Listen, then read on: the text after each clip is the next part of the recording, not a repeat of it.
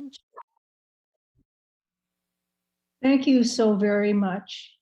And I want to say once again, it is a great joy for me to be with you, not only on Martin Luther King's birthday, but because it's the beginning, a beginning for this year, this new year, January 2022.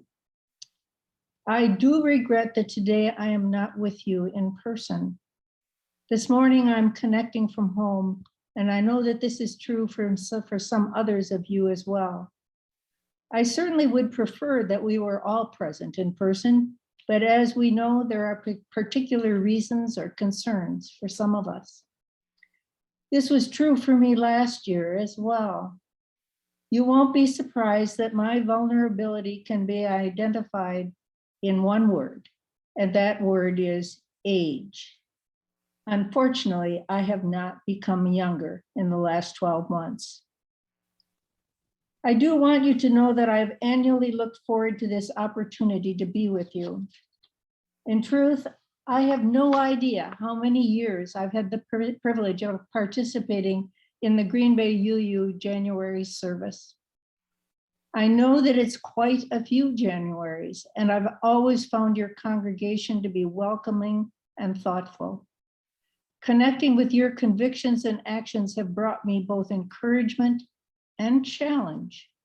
I look forward to thinking together again today.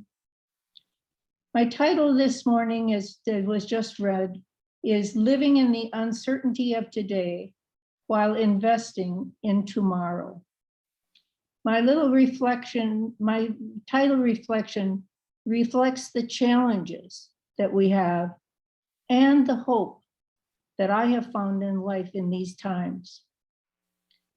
When I was with you last year in January 2021, we were already well into the COVID pandemic as a major factor in our lives. At that time, we spoke of the challenges and stresses and frustrations we were all facing.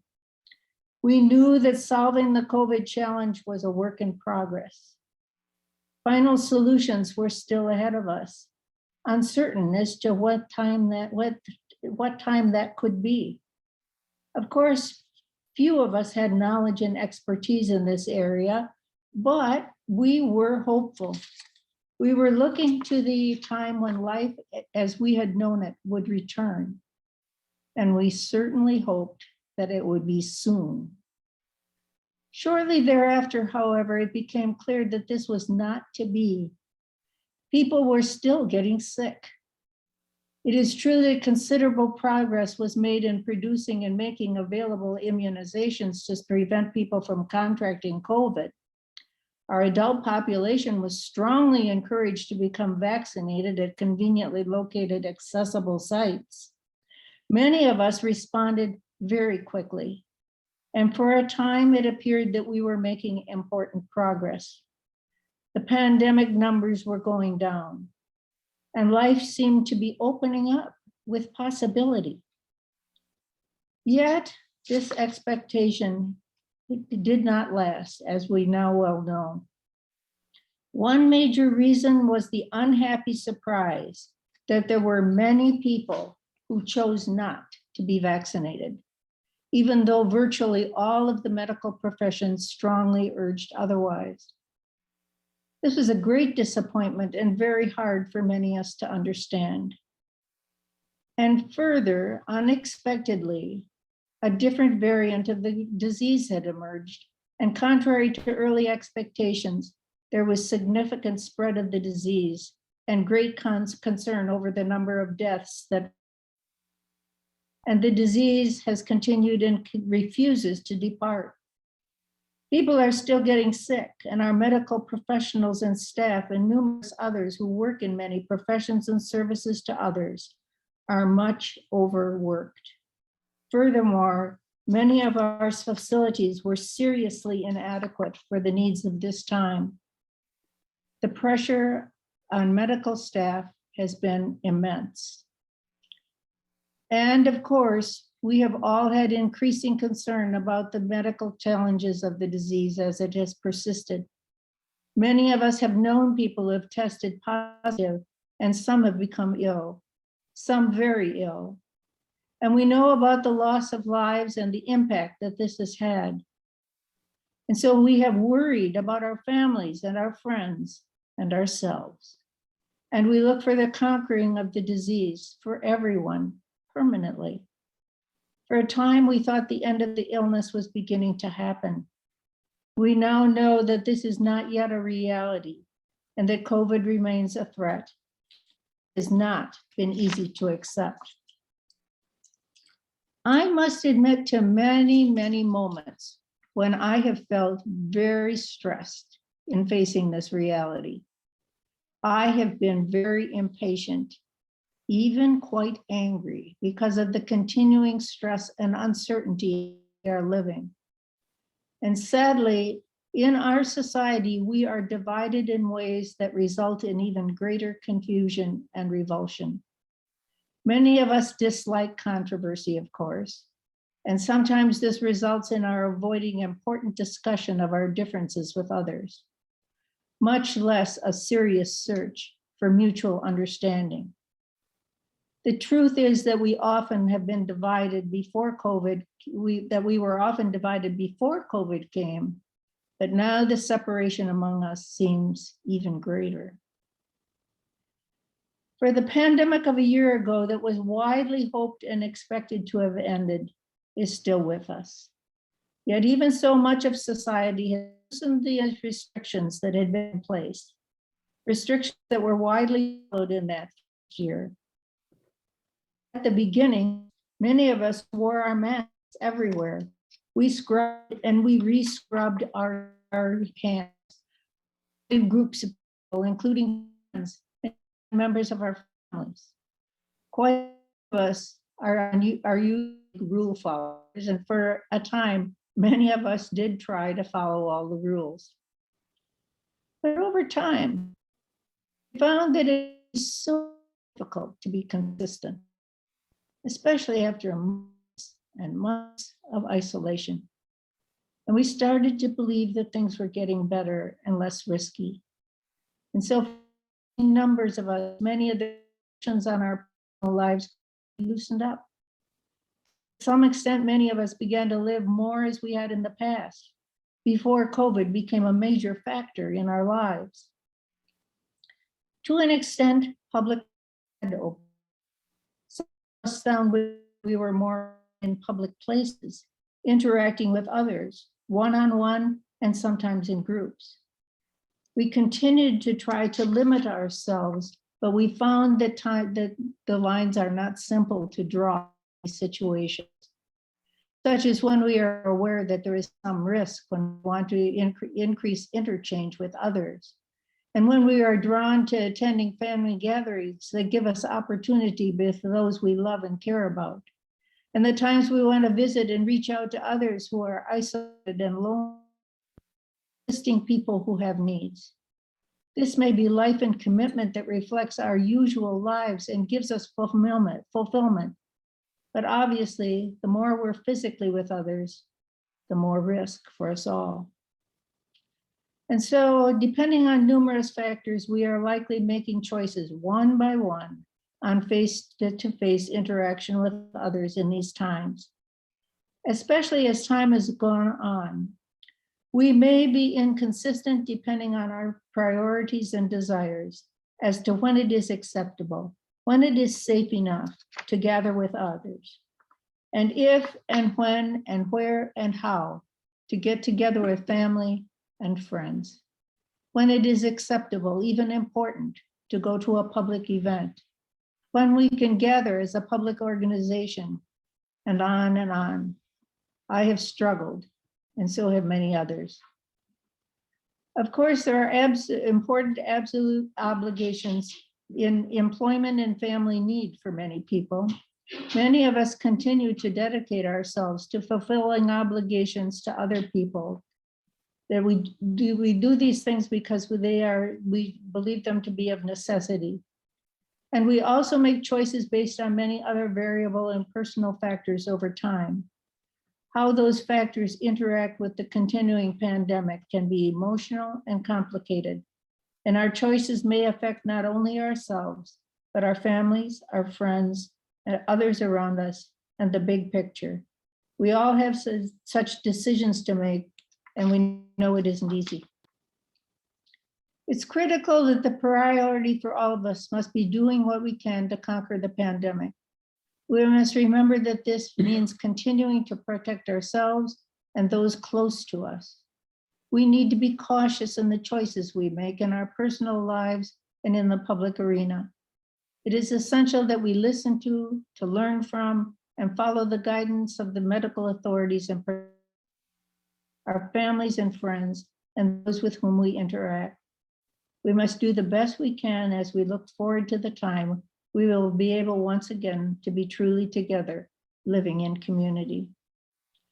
I also believe we must do our part in learning and understanding the changes in our lives and in our society as a result of COVID. This is not a matter of simply going back to normal, that life is as it was before the pandemic. This is too hard. The issues for us all involve not only informing ourselves, but interacting with others and addressing the many challenges that now lie before us. The focus and actions relating to this period of COVID domination have brought forward issues that require serious consideration by us all.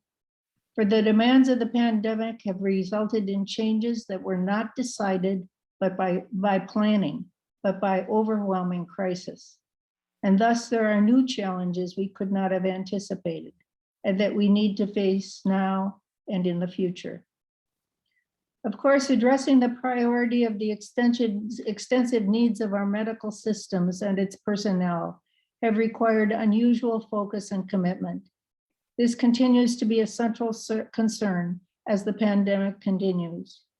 We know from all the medical sources that COVID must be conquered in whatever way is possible. And it is also true that when COVID is finally overcome, the medical system will be much better able to meet the challenges in responding to patient needs of all kinds. We certainly look forward to the time when COVID is no longer a major focus of medical care and that other medical needs will be the priorities. As we all know, many areas of our lives have been affected and perhaps are permanently being changed by the pandemic period. Even when COVID has been possible in many life, new thinking will be required, with decisions that could be challenging, but also bring opportunities. It may be a time for new vision. Yes, this may be a time to look forward to positive possibility, responding to the challenges of today that could very well bring opportunity for productive change. One can be sure that such considerations are being studied in many areas of life that have been affected by the pandemic. For the pandemic has changed things. This can be a time of opportunity born out of effects on almost everything brought on by COVID. Some kinds of new possibility may be emerging. Today, I want to suggest one area that we should look to as bringing promise and importance, and that is the education of our children and our youth. Because of my own history and deep interests over a long period of time, I've especially been interested in the COVID issues as they relate to public education in our communities. I am sure that many of you have knowledge and concern about the pandemic's effects on Green Bay schools and all the other districts that are represented today in this conversation. And of course, what we are experiencing is parallel to what is happening all over the country. It has brought serious challenges to education everywhere, especially because the pandemic continues in varying ways. Let me say that I have great respect and gratitude for our educators, who are amazingly focused on the needs of our children and youth at all levels. They have great challenges because of all that has transpired during this pandemic time, and there was no way to be prepared. And while there are many challenges, school districts are working diligently and creatively with our children and our youth. They deserve much credit and support. And the same is true for families who have so many challenges. They too must have our support.